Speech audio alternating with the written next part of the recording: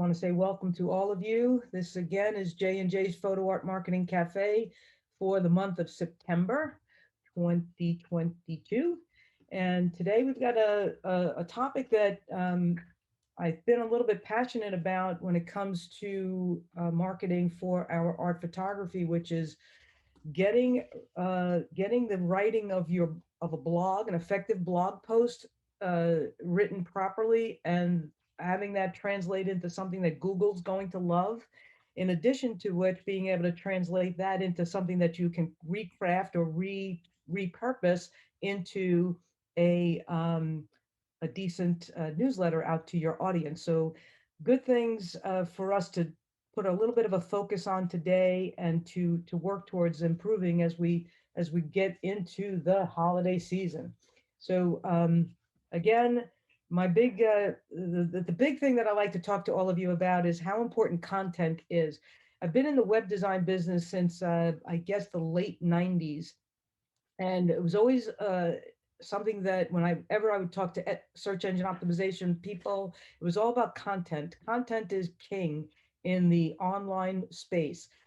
We all have gorgeous photographs that we put up online that we want people to find, but at the same time, we have to have the written word, the content to drive them over to those images to help them to help Google and people that are randomly searching on the internet to find what it is that we want to offer back out into the marketplace. So today we're going to talk about how to write an effective blog, also email, that Google, also your audience, will love. So our analytics in our photoartpavilion.com website, our longislandphotogallery.com website. Our analytics have shown us over the course of many years that the content is king. So we're gonna delve into that pretty deeply. Hope you have your paper and pencil and pen and whatever you use to take notes handy. But before we get too far into it, I'd like to introduce my business partner, Jessica Lempin. Jessica, come on in and say hi. Hi, everyone. Thank you for joining us today. I know I've always spoke about blogs and previous marketing meetings that we have, and they really have so much value. It's a really effective tool when it comes to your marketing of your artwork. And I know Joanne has some great tips to go over and information about the blogs that you can create, the blog posts that help drive that traffic to see those images that you're looking to promote. But Joanne, yeah, definitely. Let's dig into it. I know there's a lot here, and I'm sure everyone's going to have questions at the end. I did make a note in the chat area. If you have questions, put them in there. We'll be able to address them all later on. And yeah, this is going to be a great meeting. It's perfect timing for the season. Yeah, absolutely. Absolutely. Okay, so here we go. So how to write an effective blog that Google will love, will love. So there's going to be 5 elements that come into play here. So the first element that's very important, and we're going to dig deep into each one, but I'm going to outline them pretty quickly for you right now, and then we'll dig in a little bit. But the first one is to craft a great headline that readers cannot resist. The second element would be to write an introduction that grabs and seduces the reader. The third element would be to deliver content that's easy to read and impossible to ignore. I know these are very broad strokes, but we'll get into it. We want to then finish with a motivational punch, something that makes them a little bit of a call to action that we've talked about many times on these meetings. And then you want to polish the post to make it slick. So we're going to come back and reread everything that we just wrote and then make it better. So number one, let's talk about crafting a good headline. So your headline is your map, your writing navigation system. So it lets you know which literary destination you're going to be traveling in. Most people, when they're writing a blog post or they're writing a newsletter, they write the newsletter first and then they go back and they create a headline to go with the newsletter. It actually or the blog post. It actually should be in the reverse order. You should craft that headline first, something that you feel passionate about writing about, and let that be what guides you through writing the content of the newsletter. So without a headline to follow, your writing will never veer off into multiple directions, leaving your reader lost. So having that headline keeps you focused so that it also keeps the content of the blog post focused, which keeps your reader focused. So you want to pick an eye popping topic after you do some research. There are great services out there like BuzzSumo that can be very helpful to help you bring together a headline that makes it something that someone who's reading will want to click on. Will also be something, a good headline will be something that Google will pick up and drive people directly over to your actual blog post. So it's something to think about how important that headline is. In SEO world, that's called the H1 tag. Extremely, extremely important in having that information so that Google will pick up those phrases and drive people over to that post. Okay.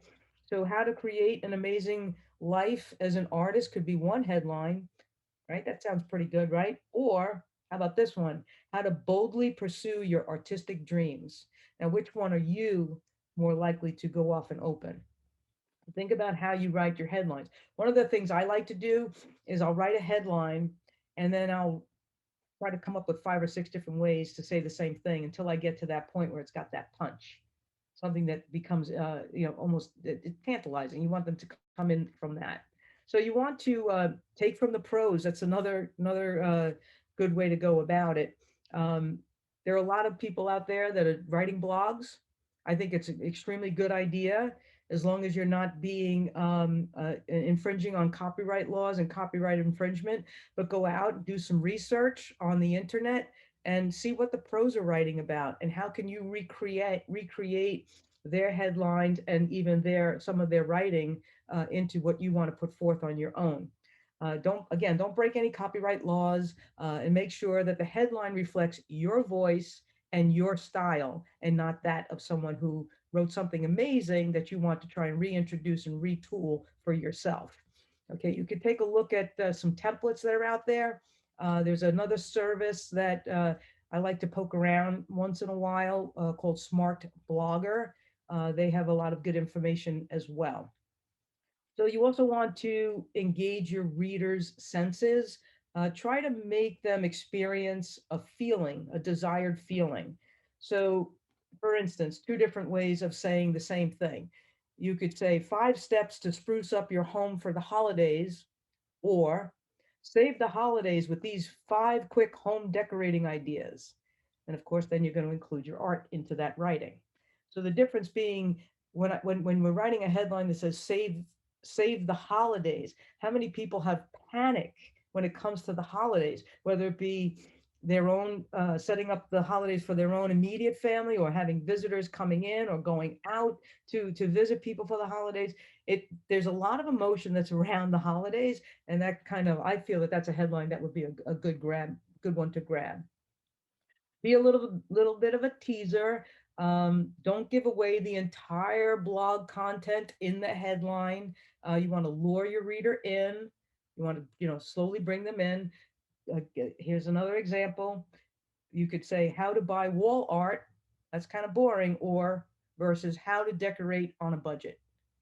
You might want to add the word holiday in there because we are coming up on the holidays, but these are ways of trying to say this. You're saying the same thing, but you're giving them you're luring them in. You're putting a little bait on the hook, and you're luring them in. You want to also keep the headline that you're writing lean, less than 60 characters. Why? Because in Google, if you notice when you do any search in Google, they're going to have a short um, little bit of information about the results that they return to you, and then you'll see the dot dot dot. If you keep your headline in a 60 character or less range, the entire headline will appear in that search result that Google sends back to the person doing the searching. So keep that in mind when you're putting together your headline. And then I mentioned this earlier, draft 5 to 10 versions. I mean, 10 could be a little bit extreme. I know we're all under a little bit of a time constraint when it comes to to getting some of these marketing tasks done. But if you could maybe do 5 variations of the same headline, I think you'll see yourself going down a path that gets more and more and more dynamic with each time that you pass over that same telling the same thing in 5 different ways until you nail it where you feel like, oh my goodness, that's passionate enough where I think people are going to want to click on it, open it, and read it. So think in that vein. Okay, number 2, write an introduction that grabs and seduces. So you've written an amazing headline. Now that's your start line, the place where you're going to begin. That opening introduction line should evoke a passion in you that's going to get your juices going to start to write this entire the newsletter or the actual blog. So you're going to write uh, the introduction of the first paragraph, something again that's going to lure the reader in with from the headline, and now you're going to give them a little bit more of an introduction in a paragraph format that plays a huge role in keeping the reader engaged and wanting to continue to read on. So if you're writing from the heart, you're going to have much better success. If you start to write like a professor, you're probably going to lose your audience. You want to have an element of empathy in your writing, in your introductory paragraph. That's going to carry the reader a little bit deeper in because if you're writing from the heart, you have a better opportunity to connect with the reader from the very, very beginning in that introductory paragraph. Think about your art. uh, we all create many beautiful art pieces. Uh, we also create art that it's okay, and we probably put that on the sideline. We don't bring that to market, right? The ones that we bring to market are the ones that touch our heart. You want to do the same thing with your writing. You want to have a creative enough introductory paragraph that is going to speak from your heart and hopefully capture the heart of the reader on the other end of the blog. Okay, by luring them in, you want to open with a short sentence, or you can even open up with a question. It used to be that was kind of the opening with a question was always like, oh, you have to, put a question out there as the first sentence of every blog post, every newsletter, every social media post. It's not so much that way anymore, as long as that first sentence is short and to the point. It can be 3 words, 5 words, and then go on from there if you want to put a question after it, because it gets a little bit tedious if you're sending out a newsletter or writing a blog month after month and everyone begins in the same fashion with a question. So you can have the variation. You can have it start with a short sentence, your introductory paragraph, or you can have it start with a question that might be something that would lure people in. Keeping it concise is extremely important from the very beginning. And then, of course, not just concise on the first sentence, but also the first introductory paragraph. Make sure you're keeping that short and sweet for the reader. Number 3, we want to deliver easy to consume advice. Now, why do I say advice? We're not writing a short story. We're not writing a newspaper article. We're writing something we're giving advice. That's what blogging is. That's what newsletters are. It's about giving the reader something that they can sink their teeth into, something that they may not have thought of on their own, that they want to read further and take your advice as a professional fine art photographer. They want to take your advice on these specific topics that you come up with. And that's the way you want to proceed going forward in the blog post. So you want to draft that outline of the main body of the newsletter, just a couple bullet points. It could be 3 or 5 bullet points, but have a bit of an outline. So now we're building something almost like we're constructing a home, right? We're starting with the headline, and from there we nailed that down. Then we're going to put the introductory paragraph on top of that. We nail that down. Now the next step is to create an outline of the main body of this newsletter that is going to have a little bit more of that roadmap. Like, how are we going to go from the starting point to the first stop sign to the next to the next to the next. So this is what I call it the meat of the newsletter, the meat of the blog. You want to have some really important elements in here. This is where your advice section is, or your, the main topic of the subject is going to come out. And they're going to, the people that are reading your blog post and your newsletter, they want to hear from you in a somewhat of a personal experience format. So using your own experience, putting that into words, or something that you may be able to even work off of the experience of someone who's very close to you. Like, I had a great friend who had this happen to them, and I helped them do this, or I helped them do that, or they alerted me to this, and I took their advice, and now I'm passing it on to you. You can go in that vein as long as you make it feel personal from you to the reader. You have to be generous with your advice. Um, Very important, very critical when it comes to blogging. Blogging first, and then we'll go into the newsletter. The blogging element is it's important that you create a blog, and I hate to say this, but it's got to be around 500 words. That's a lot of words. It's not an easy thing to put together, but that is where Google is going to put their attention. They're going to put their attention on blog posts that are written with some meat, some depth. If you're writing a blog post that's one paragraph or two paragraphs, forget it. Nobody is going to find it. Nobody's going to see it. But if you get in the habit of starting to write your blog posts that are in that 500 character range, you can bet your bottom dollar that Google's going to pick that up. Now, when it comes to writing your newsletter, what I would suggest is you write your blog first. That's going to be the most difficult task for you to do on a monthly basis.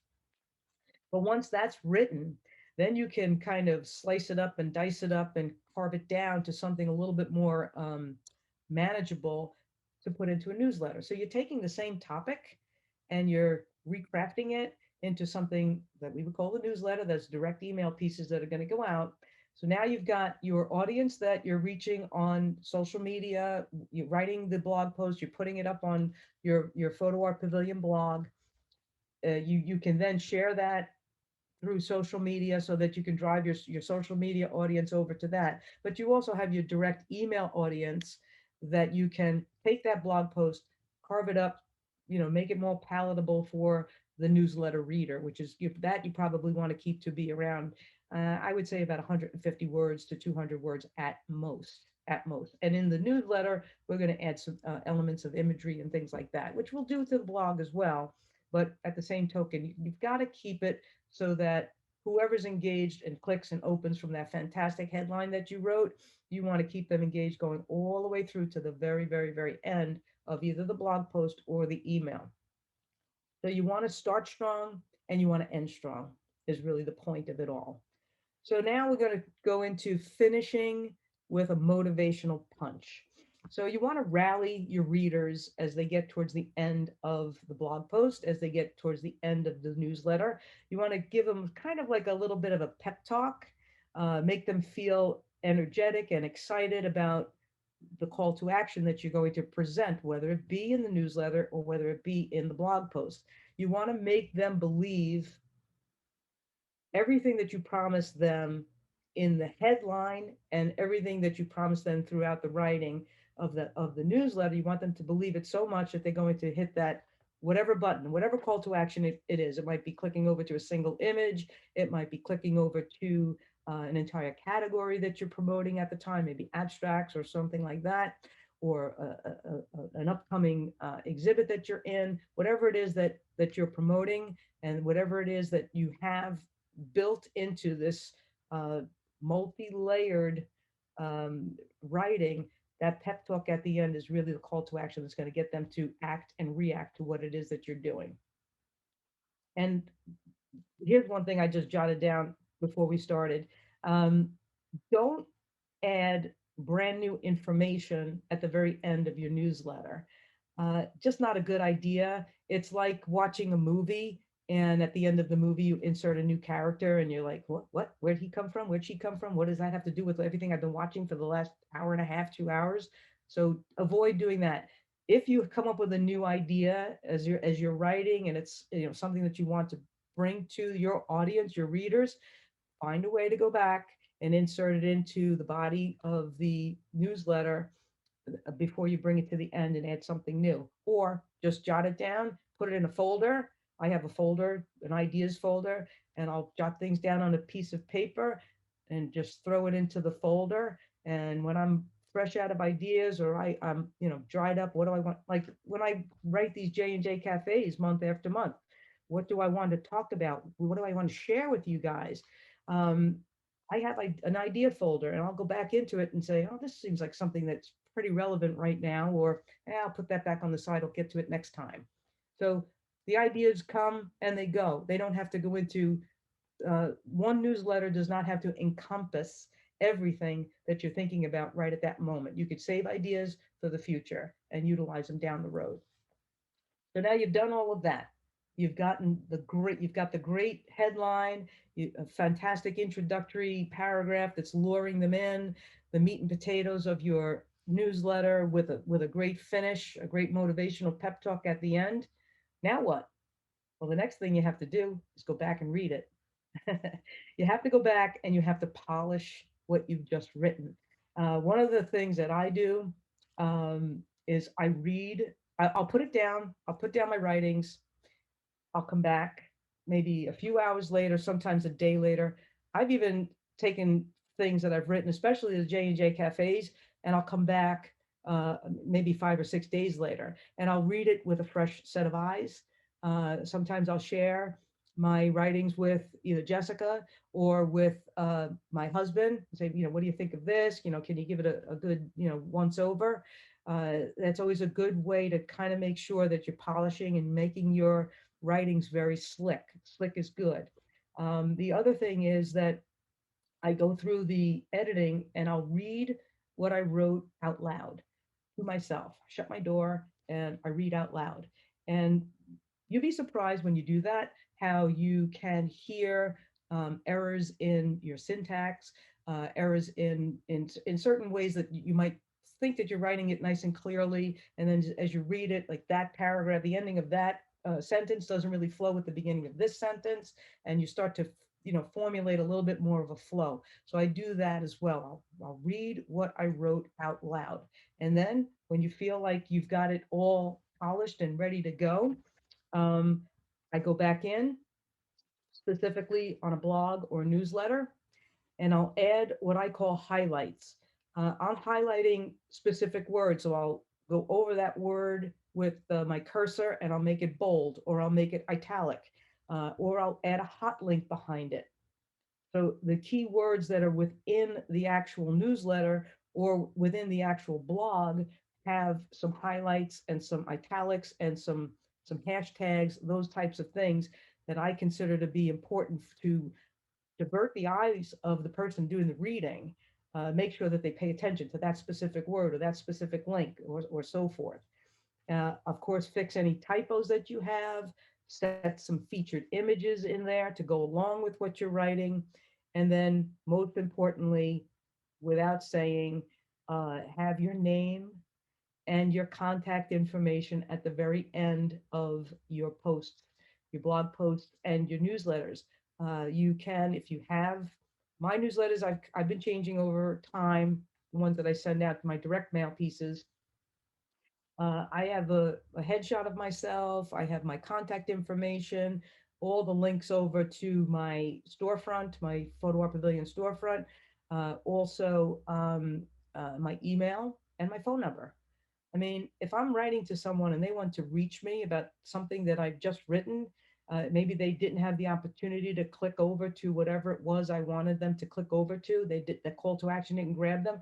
They feel more comfortable making a phone call. Don't be afraid of giving people the opportunity to reach out to you.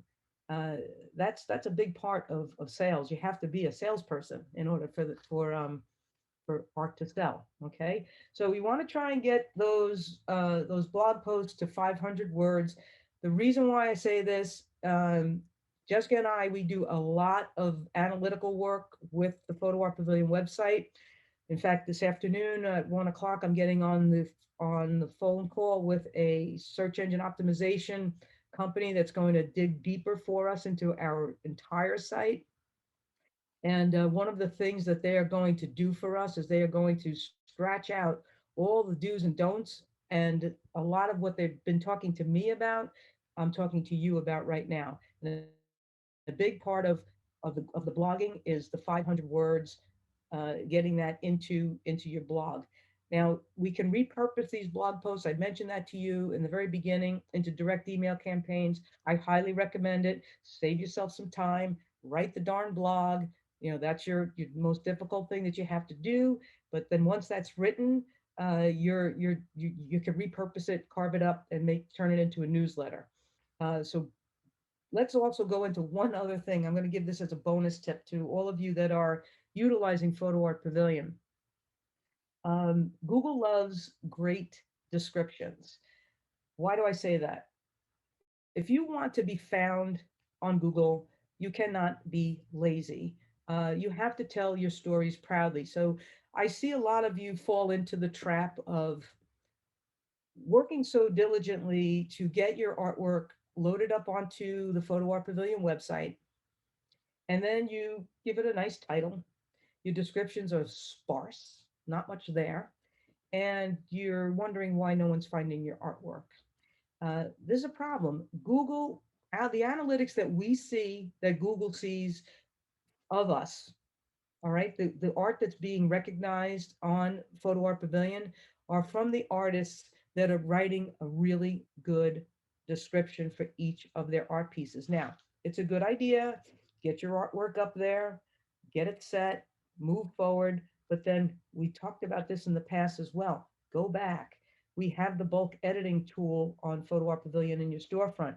Go back and look at your art pieces that are up there. Check out your descriptions. Make sure they're at least one or two or three sentences long that really describe what's going on with that art piece. If you're an art buyer and you see an image of a beautiful horse, and all right, it might captivate you here in the heart, but wouldn't it be great if you had a little bit of a story as an art buyer that goes behind the art piece? Wouldn't that really motivate you or springboard you forward a little bit quicker to make the buy? The answer is obviously yes. The additional part is that all of those keywords, the hashtags or the keywords that you put into your each of your art pieces, Google is seeing that as well. I kid you not. We have keywords that are popping up that Google's sending people over to Photo Art Pavilion. Like, what the heck? Where does that come from? And then we click on it, we see the art piece that is it's coming from, or the art pieces. Like one of the bigger ones, since a lot of the artists that started with Photo Art Pavilion, a lot of them have imagery of the Captree Bridge. That's one of, it's in our top 10 of a search phrase for Photo Art Pavilion. If you click on that hashtag, it drives you right over to a page on Photo Art Pavilion that has all the images that have that keyword in it. So don't be lazy when it comes to your descriptions of your art pieces, and don't be lazy when it comes to putting keywords into your art, because that is what Google sees. The person that's searching on Google might be searching Captree Bridge. They're going to click on that. Google's going to return that result. They're going to come to Photo Art Pavilion's page with all the images that have that hashtag or that in their description. And then they'll have a choice of maybe 20 or 30 images or whatever the number is to choose from.